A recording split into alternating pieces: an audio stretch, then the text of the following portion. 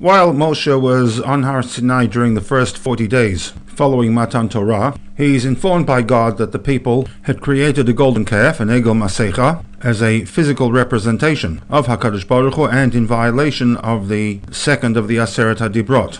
God also informs Moshe that his intention is to va'achalem, to annihilate the entire Bnei Yisrael, and ve'eseh otcha legoy gadol, restart the whole process with Moshe as the patriarchal head, anticipating that Moshe would attempt to thwart God's plan. Through prayer, God says, Va'ata hanichali, leave me alone, I don't want you to interfere, let me carry out this plan of annihilating the people and starting again. Moshe takes this as a cue from HaKadosh Baruch Hu that on the contrary he should intercede, which he does, with limited success, and we are informed in Pasuk Yud Daled, Vayinachem Hashem al Hara'a.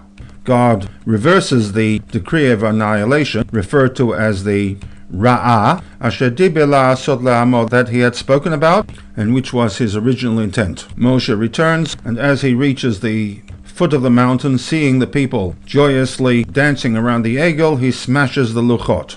He then returns to God for a second period of 40 days, knowing full well that what he had accomplished was merely a postponement of the decree to annihilate the people. After some toing and froing, some heated discussion in which Moshe actually threatens HaKadosh Baruch Hu, Kavayachol, he is informed that he was to Lech, Nechei et ha'am asher dibarti lach, return to the nation and lead them to the land about which God had spoken, namely Eretz Canaan, but that instead of God remaining amongst the people, Hine malachi yelech lefanecha, spiritual involvement will not come directly from HaKadosh Baruch Hu, but through a malach. Secondly, he is told, Ubiyom pakdi, upakadati alehem chatatam. The shorish of pakdi is peikuf dalad.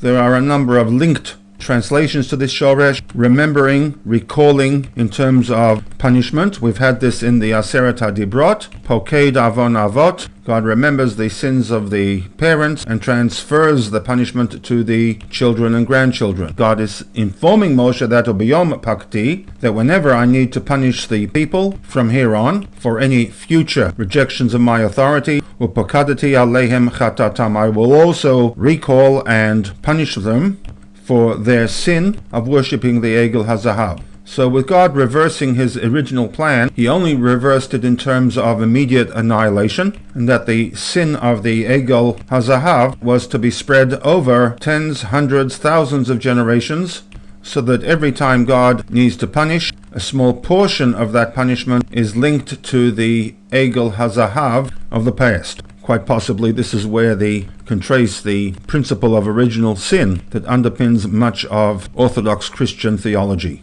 Which brings us to a strange conflict with respect to the SHIVRAI LOOCHOT. We had earlier established that 1. The Aron made by Betzalel, which remained permanently in the Kodesh HaKadashim, is not the same Aron referred to by Moshe in Dvarim. Secondly, into Moshe's Aron were placed the SHIVRAI LOOCHOT.